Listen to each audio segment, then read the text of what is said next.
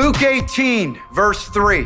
Here's a parable about a woman seeking vengeance for a wrongdoer who victimized her and then escaped justice. But Jesus tells us when a sinner goes unpunished, he is only free from man's law. When man's law fails, God's law prevails. Mr. Bishop, no! Hold it.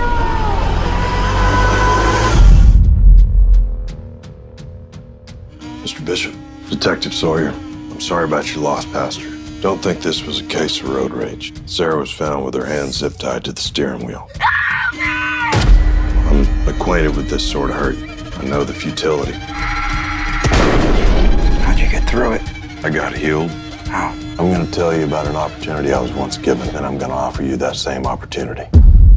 I've got the guy, John. How'd you like 1 minute? 1 minute alone. John, I want to introduce you to the man who murdered your daughter. It's time for you to heal John. My only rule is you can't kill him. Count the moments that he stole from your Sarah. No turning back, John. You can't find your own brother? Look harder. This isn't you. You're scaring me. Daddy, you okay? Who the hell are you guys? Where's my brother? Come on! She fought harder than you do!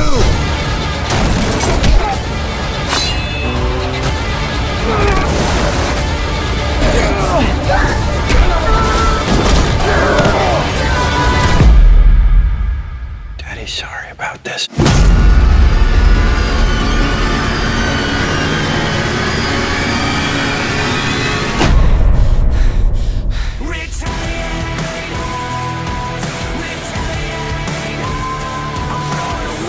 Boom, there you go. That was the trailer for The Retaliators. I'm Kuya P. This is Nerds Rule the World. And as you see on the screen, I have some special guests, Jeff, Alan, and Darren Geare, the writers, producers on The Retaliators. Thank you both immensely for your time today. Happy to be here. Thank you for having us, man. Thank you. Definitely. So right before we came on, I was doing a little bit of homework on you guys. I wanted to make sure I properly introduce you guys and set you up right. And for everybody listening, if you haven't seen this already, The Retaliators is available right now everywhere, digital on demand. Make sure you go check it out after this interview. Or maybe if you want to pause, watch that, and then come back to this interview, feel free to do so. But please support The Retaliators. I was getting primed up, and as I do with a lot of the interviews, I want to, give you the best interview that I can. And one of the things I like as a filmmaker myself is learning about the human element and seeing that these two gentlemen are brothers.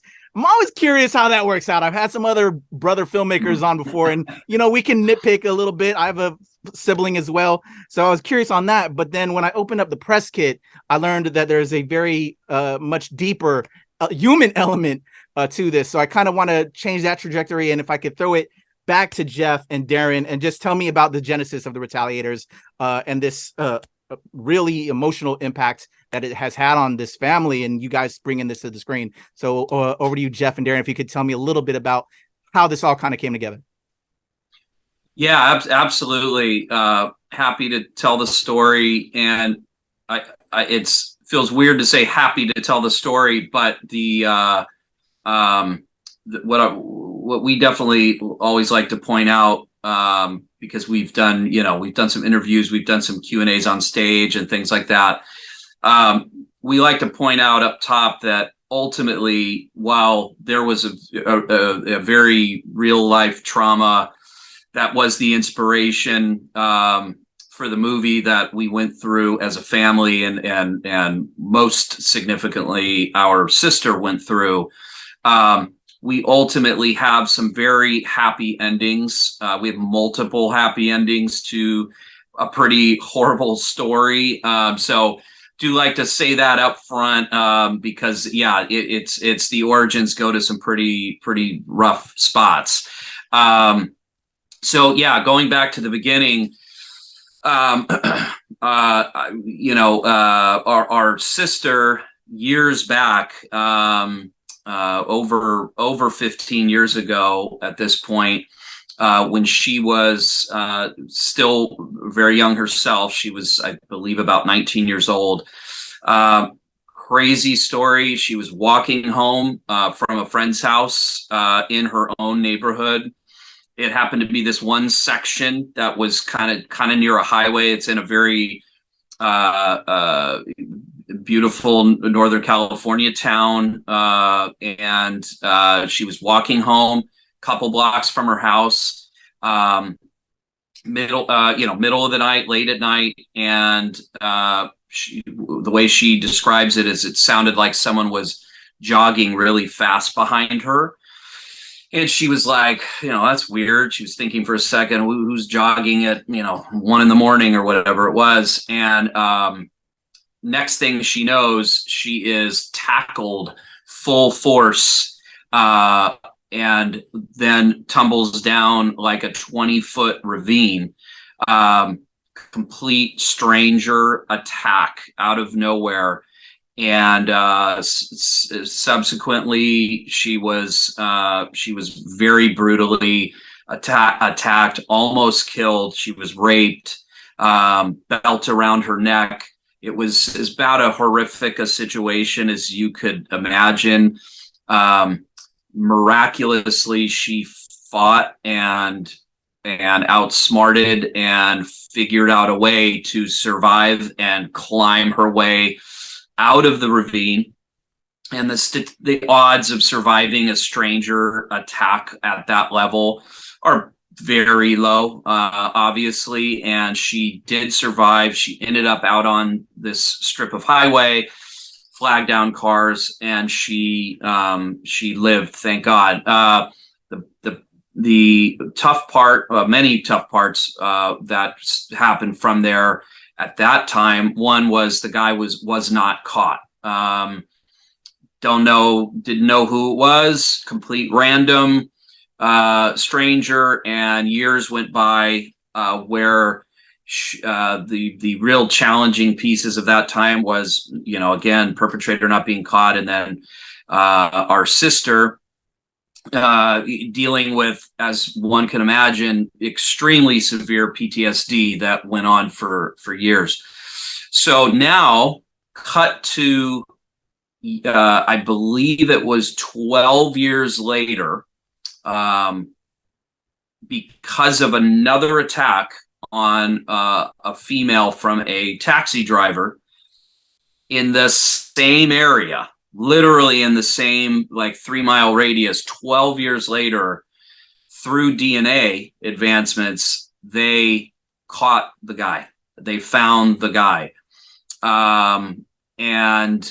So that obviously being good news to get this guy off the streets, because the real freaky part is that he was the trial, the conviction was based off of these two cases, our sister being one, and then this new case that had popped up years later. Really scary part of that, obviously, is, good Lord, how many people in that time do we not know about? Because it was the same area, and it was again a same kind of just brazen stranger attack. So that ended up leading to a years-long trial, as these things can turn into, and he was then convicted. Convicted, basically put away for life. He will be a very old man when he is first up for parole. So hopefully we'll be able to keep him in there. So what was, and then again, another, the most important, good, positive ending to this is that our sister not only survived, but got through those years of very rough PTSD obstacles And today she is thriving, healthy, happy, and she happens to be one of the few female fire captains in the entire United States. So she's doing very, very well, and in her life, and has gotten through all of that. So how this became the genesis of the film was during the trial period.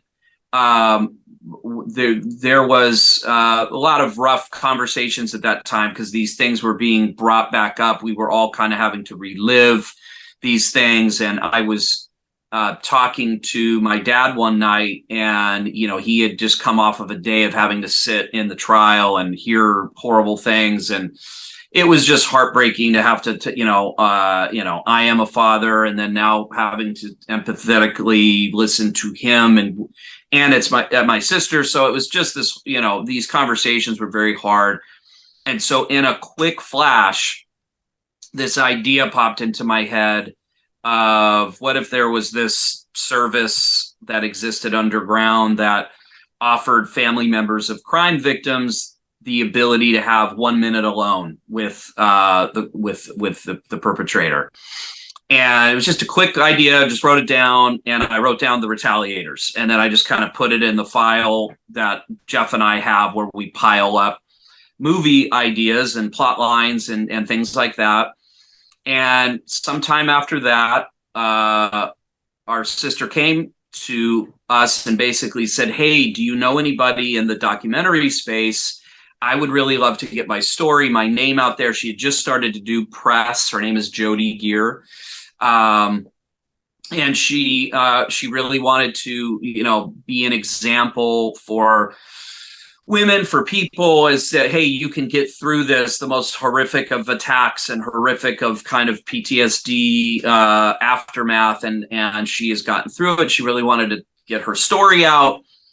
And we don't really know anyone in the documentary space. I looked, tried, kind of came up with nothing. We knew we couldn't make anything like that. There's no way we could be any sort of impartial journalist telling that story. And B, I don't think mentally and emotionally we could have just gone through having to yet relive it another time, right? Because years later, we were sort of having to relive it again already. So we came to her with this kind of crazy idea of, hey, Jody, don't know how you feel about this, because Jeff had actually, we were starting to really take writing really seriously and really go for it. Jeff found that idea and said, hey, what's this? And let's go for this. And we very quickly kind of saw the whole movie kind of come to life pretty quickly. And so we went to our sister and said, maybe this is crazy. If you don't like this idea, we understand. We have an idea for a movie. It wouldn't be your story per se, but your story would be the sort of the impetus and the kind of the human heartbeat. And here's sort of what we see. And, how do you feel about this? And she immediately was like, oh, hell yeah.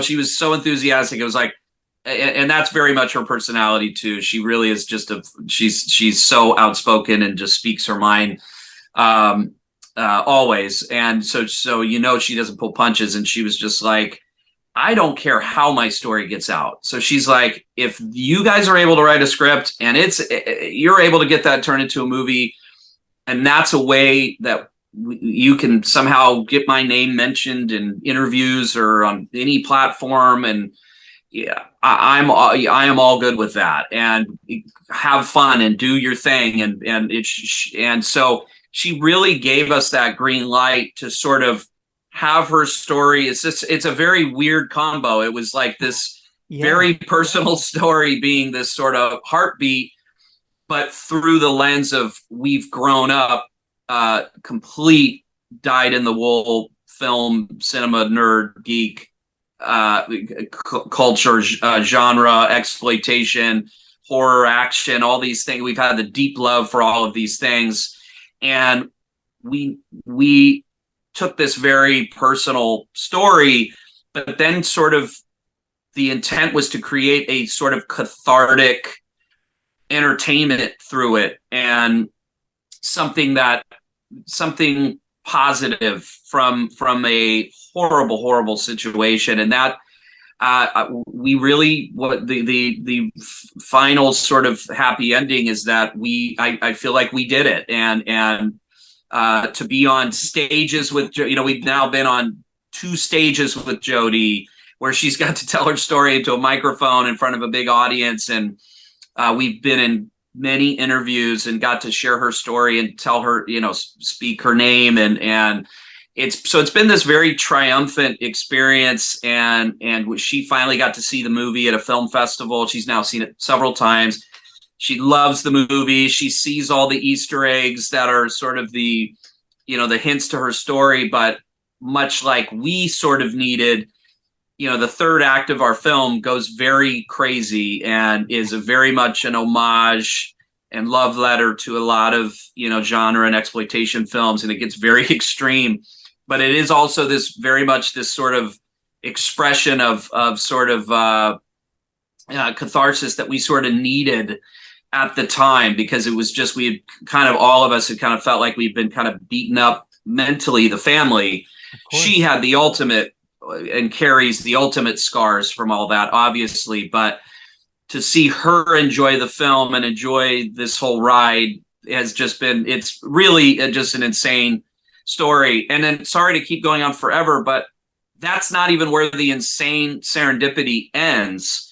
The piece I'm leaving out is that through her years of PTSD struggles, what we did not know is that part of her healing through that time was through a show called Rescue Me.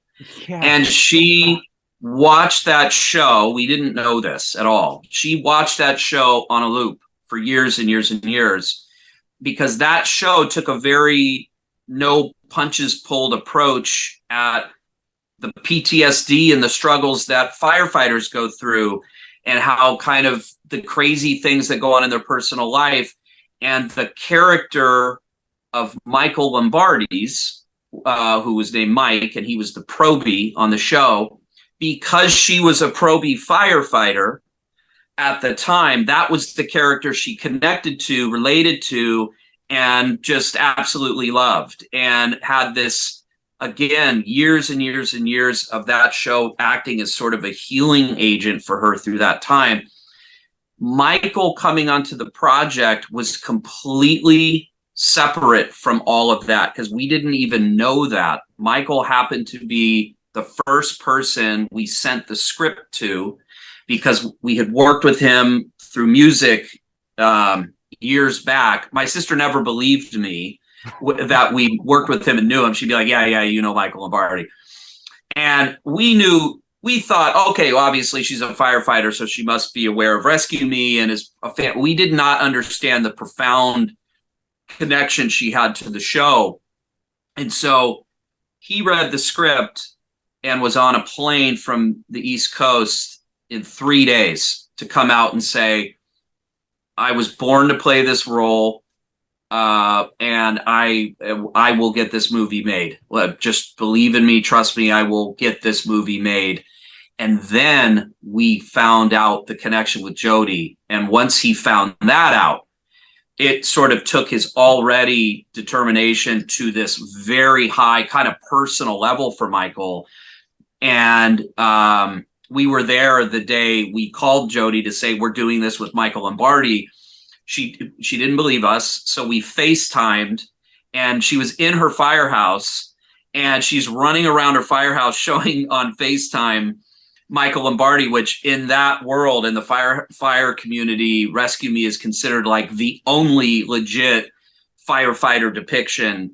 And so everybody was freaking out. So anyway, yeah, it's the serendipity, the craziness of all of the backstory to this film is truly like, we still don't believe it. I mean, we know how insane it sounds, and it's absolutely crazy.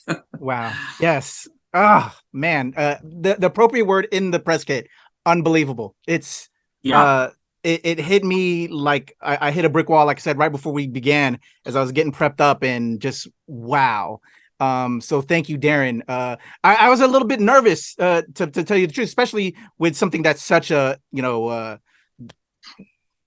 with the situation that happened.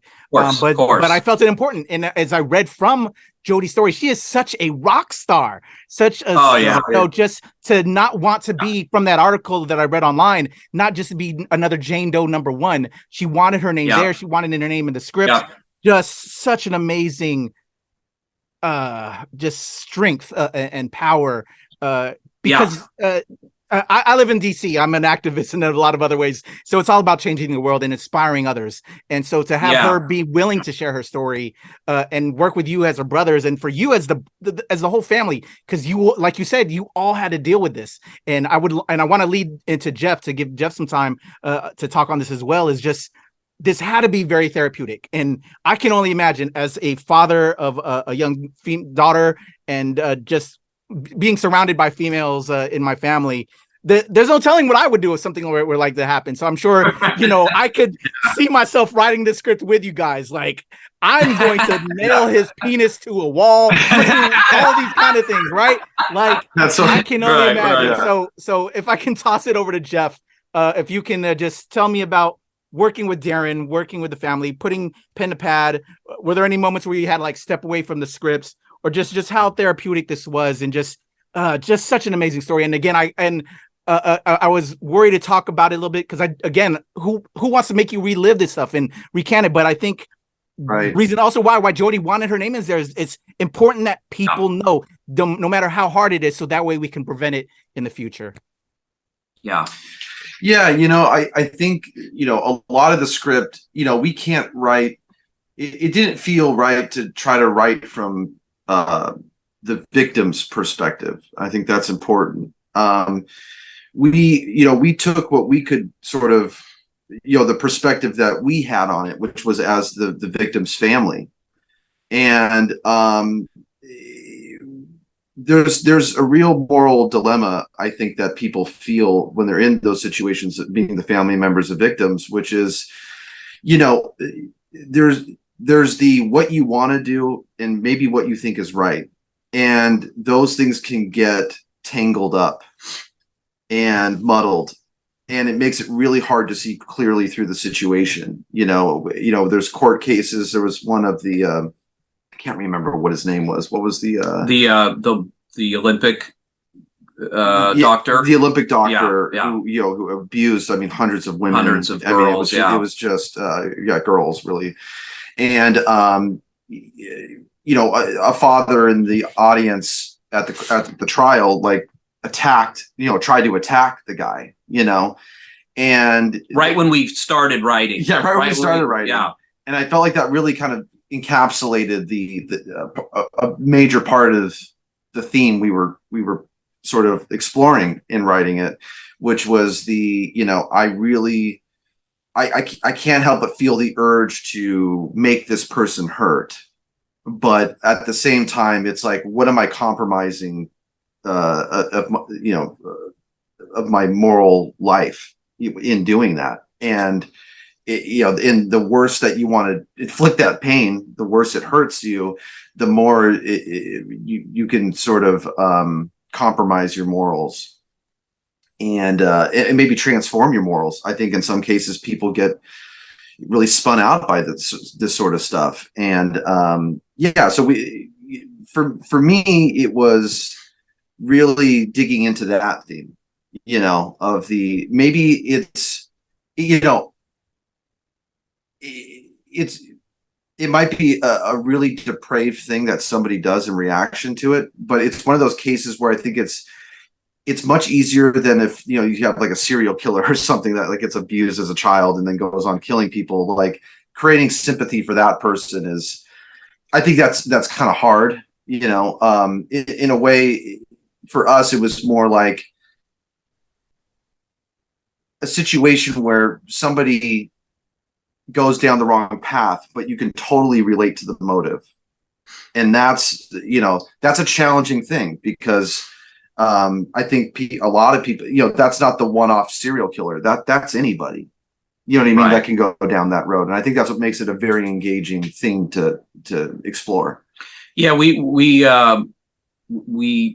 was very important for us that, that's what's, when you look at the trailer of our movie, a lot of people just think, and sort of for plot secrecy and for the lack of spoiling, a lot of people see the trailer and think, oh, this is like a death wish or a death sentence. And yeah, I've seen that movie before. Right.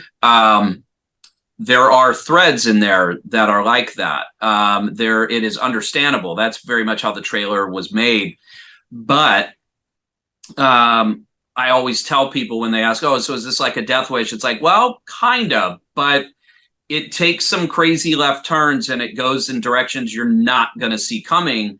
And really, what the movie, even though there is this very insane third act, the movie is very much, you see different characters, you meet different characters that we really tried to put no judgment on or telegraph any sort of, well, this is the right thing, this is the wrong thing. We really tried to show, here are different paths you can go, because it's just where our brains were at the time, and it's hard. It's easy to sit back when you're removed emotionally and talk about your principles and talk about right and wrong, but when you're in it emotionally, and it's that close to home, it's you really can reflect on these things, and you go, well, what happens if this kind of a person goes down this path? What happens if this kind goes down that path? And just really kind of explore it with some truth. And then, it's also, the movie goes into some wild places. And so it takes things to some very, very crazy extremes as well. But for people out there, yeah, it's not Death Wish. That's not what it is. It's got pieces of that for sure. You're going to feel like that's what you're watching in the first 20 minutes. You're going to go, okay.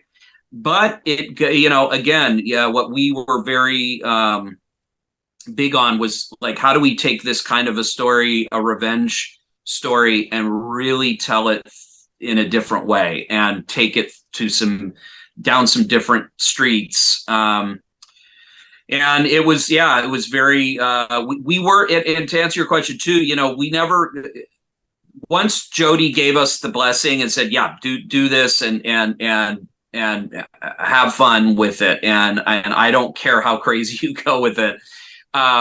It really freed us up to not get caught up in, her being as strong as she is. Cause I don't know if I could do that. I don't know if I could go through something that horrific and then to somebody else say, hey, artistically do what you need to do. And it's just so strong of her, but it did enable us to really just be free with it. And again, sort of to be able to get into the kind of the positivity of turning something positive and creative and take art and do something rather than us go out into the world and do something violent, or do, not that that's what we were, not that that's what it was between or anything, but again, to you have things happen in your life. What do you do with all that anger? What do you do with all that frustration? Right. And so we found a way to channel it, which was, it was cathartic at the end of the day.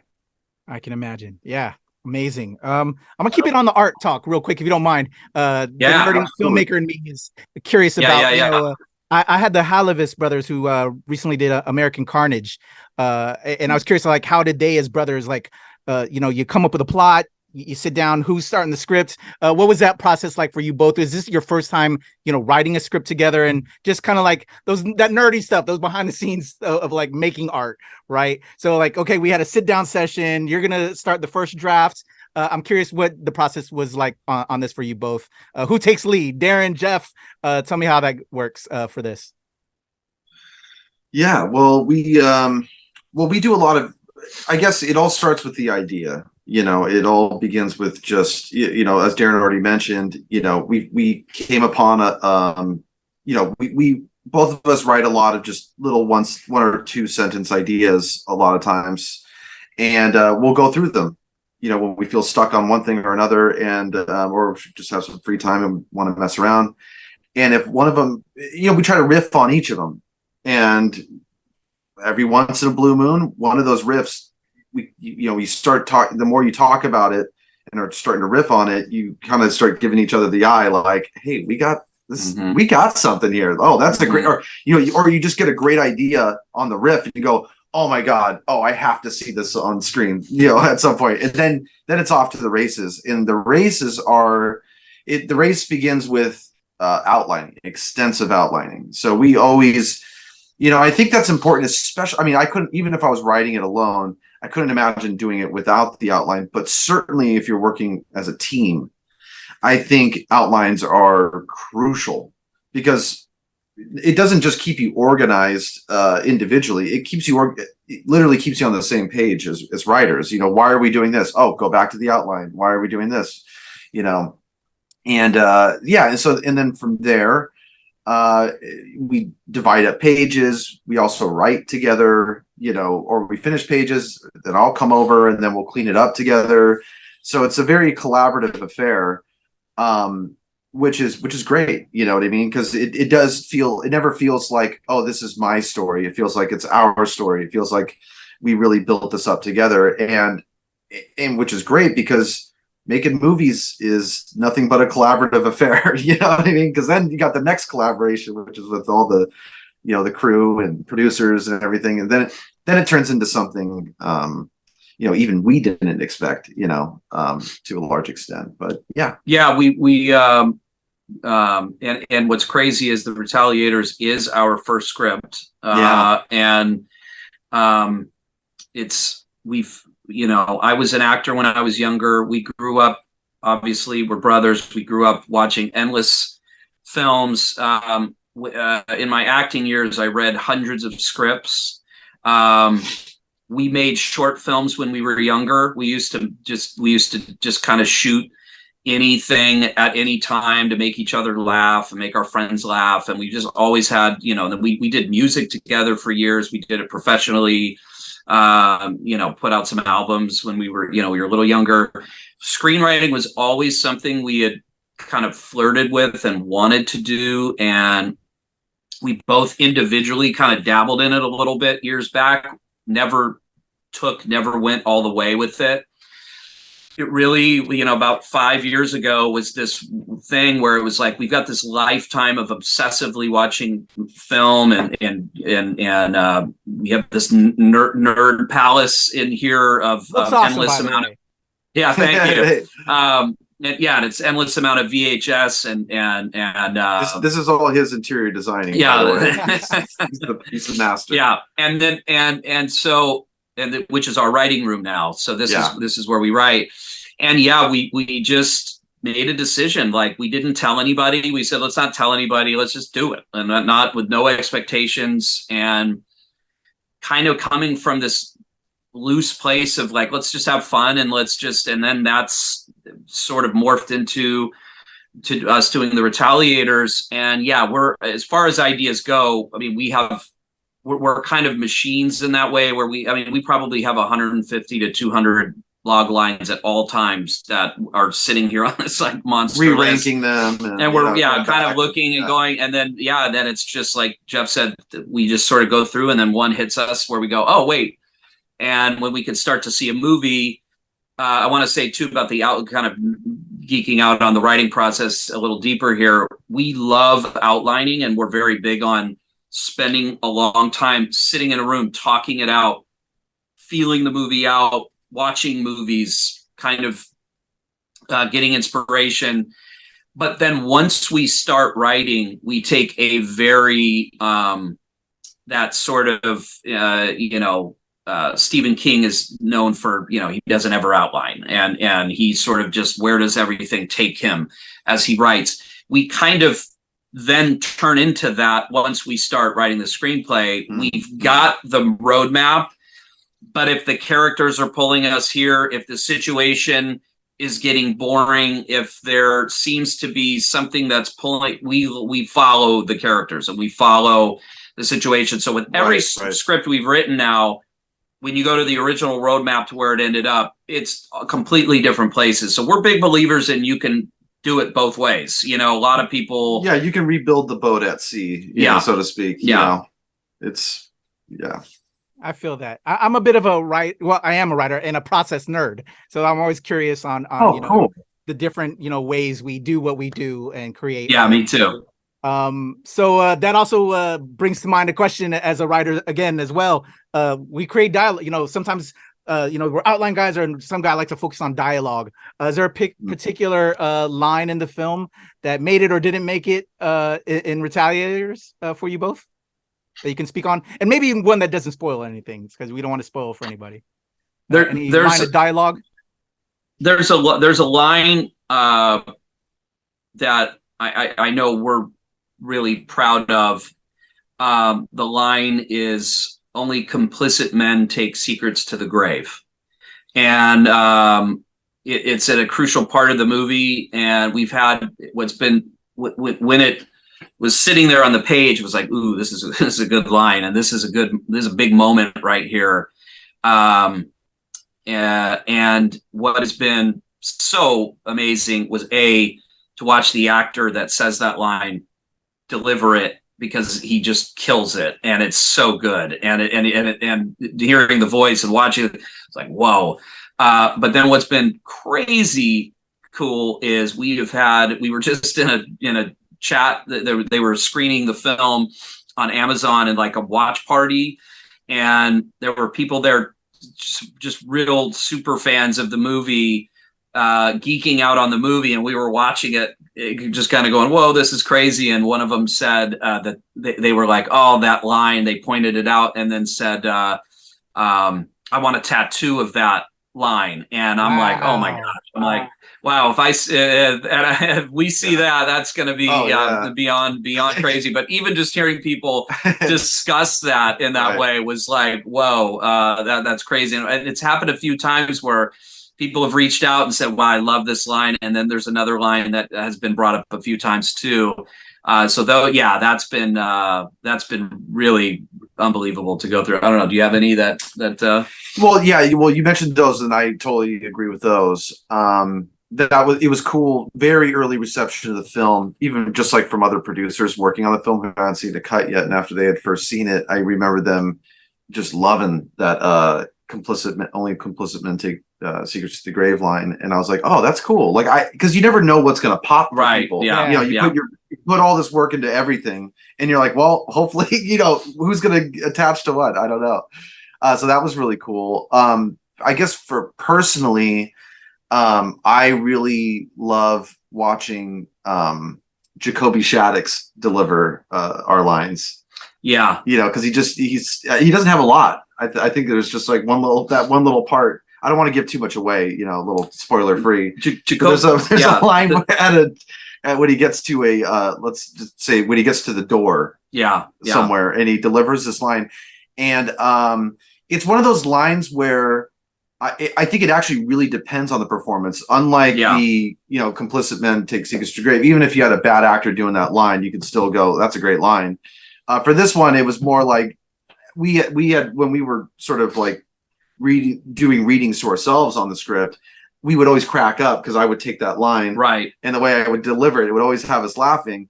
But I knew it was like, well, it might come off cheesy, like depending on if somebody doesn't do it right, you know. And the way it was delivered, it was even better. Yeah, it made us laugh even more than when I was doing it. So it was really, really cool. So I think what I like about it most is just like what a pleasant surprise it was to see an actor take a line I thought maybe wasn't the greatest line, but a line I thought I could do well, and then he just killed it. I mean, just. You know, having the years of acting experience that I had, I feel gives in my brain. I feel like I've just got an edge of, I know what reading boring scripts is like, having to slog through them over and over.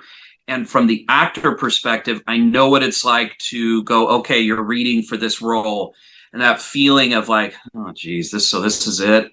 And then I know that feeling of, yes, I want to perform this. I want to, Right. it's so ingrained in me. So it's so helpful, because when we're going through dialogue, I'm always so conscious of what would be exciting to read as an actor, what would be something to chew on. Now, you can't just write for showboating acting, because then that will just not make for a good script per se, or a good dialogue per se.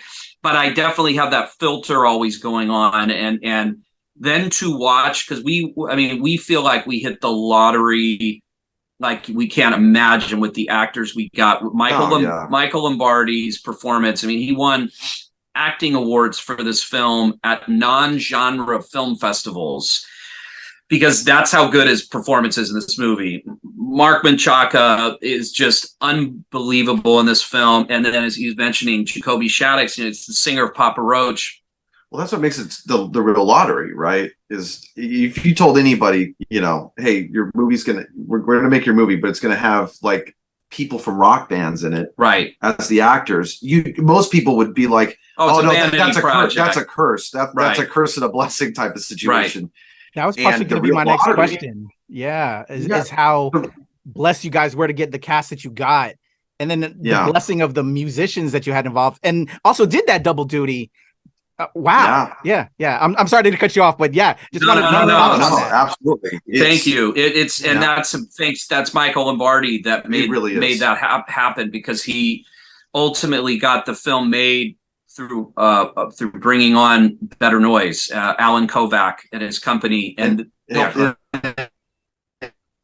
the actors. I mean, that was really it really helped the musicians guide them, because not everybody has that talent, that skill, even if they're a good actor, to be able to get people who aren't trained actors into the acting mode. You know what I mean? I mean, I think of like movies in the past, like Edward Furlong. Like, it takes a real special person usually to do that.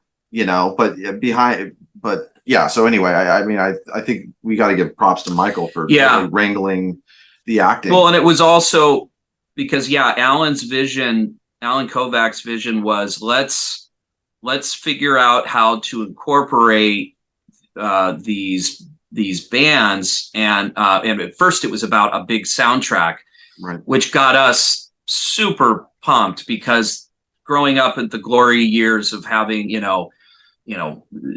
Dream Warriors, Nightmare on Elm Street to Lost Boys, and up into just the Crow soundtrack, and all. There's just, that was such a big part of film, especially in the 80s and in the 90s, where the soundtrack was an event that came with the film, and it was the music videos that came with it, and it was that excitement of being a kid and buying that soundtrack. And so that was the original thought, and we were like, oh, how awesome is that, and what a cool, because we had access to a lot of amazing rock bands, the biggest rock bands going today, basically. And but then it became, well, wait a minute, are there roles in the film for these guys? And so we put a lot of time and attention into finding the right roles. Right. And Michael put a lot of time into kind of, curating that, because we did, as Jeff was saying, we realized now this could go very wrong if this comes off as a vanity project. If every time a band member comes on the screen, you go, oh, okay, so that guy's in a band or that girl's in a band. Yeah, they're all stiff. The acting's not there. It's like Michael Jordan on SNL or something.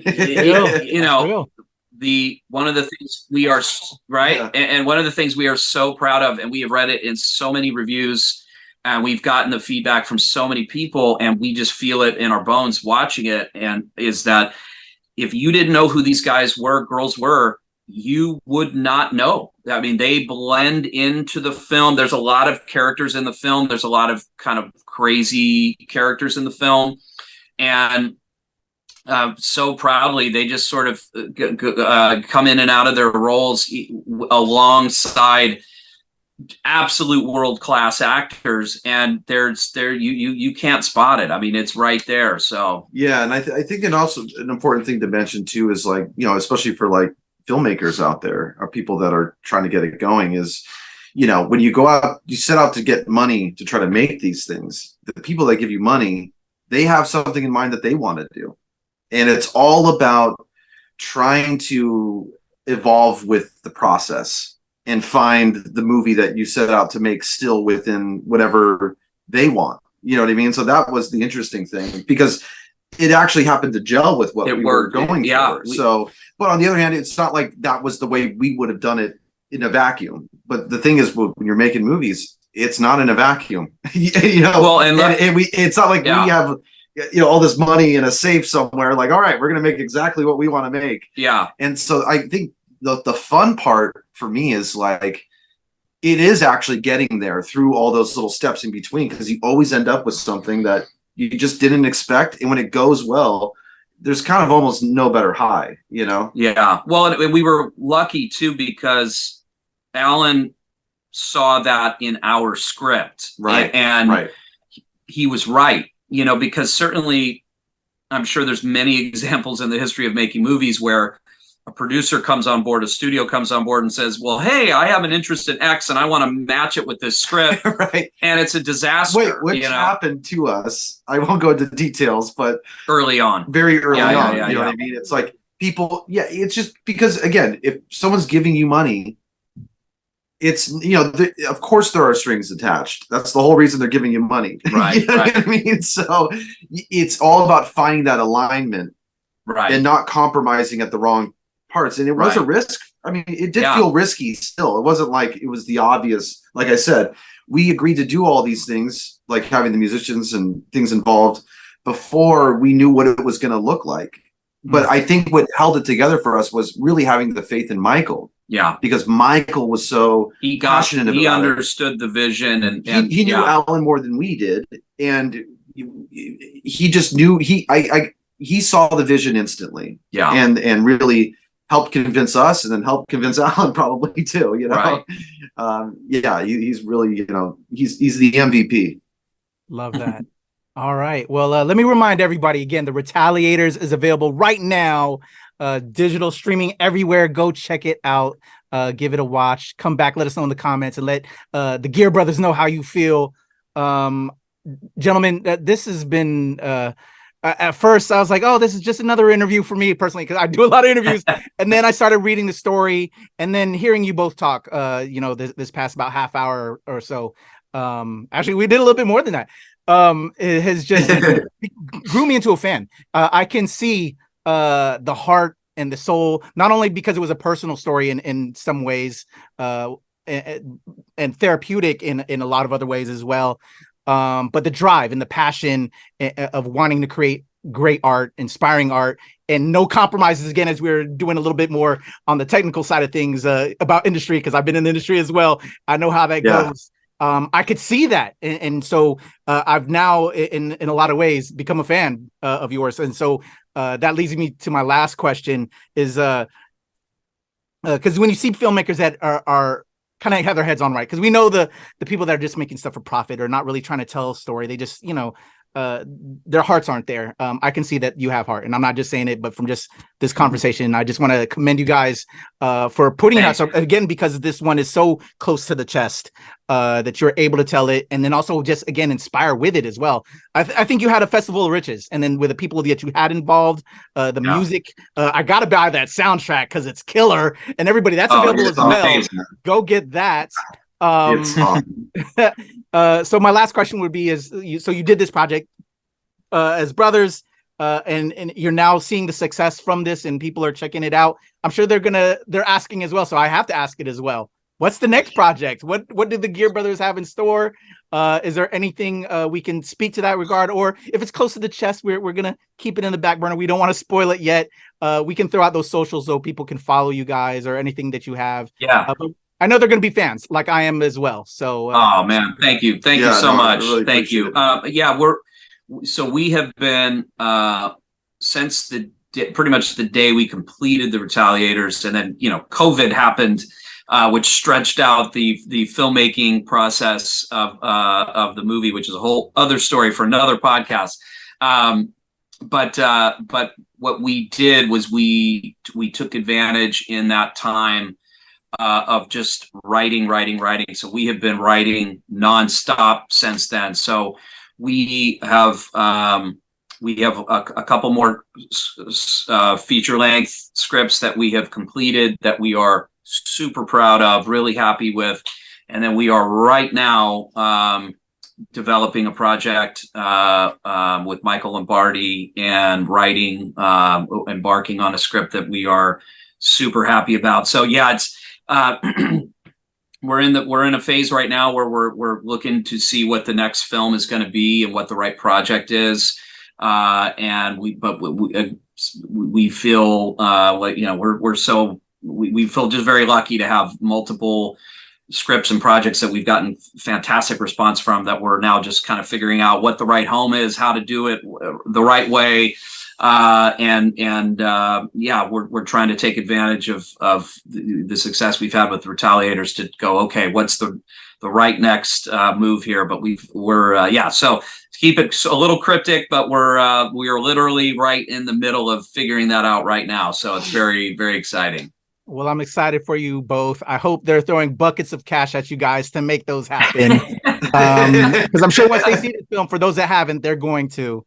Like myself, because I'm gonna probably be tuning in to watch that tonight, so I can finalize it out for myself as well. Because I'm excited for this, and just from everything I've heard, just sounds absolutely amazing. And good to kind of know maybe a little bit of reunion of sorts with Michael again.